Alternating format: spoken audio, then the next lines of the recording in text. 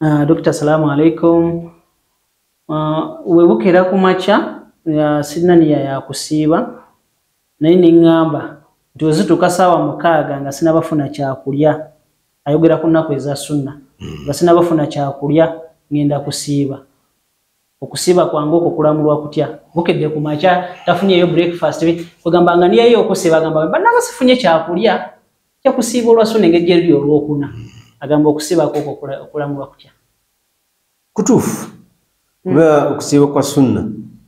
niye yinza okuyingira mu wakati walina kulwa tandisette sanga mutano kaga kama njuzi za nia kati ndi musibi kusiba kwa sunna kulungi nnyo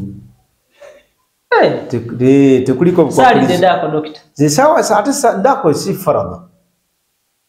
bangi nnyo kati abasiiba tebalidde na dako sasa zenania ya kusiba uko farada kuliko obuzibu obwo naye kwa sunna tandikira wekikulinyira no gamba ero mande tandikira jizolo nakulwa mpero kwa muna ekyo twafuna exemption yeyo lwensonga nti omuntu engeri gy'olwawo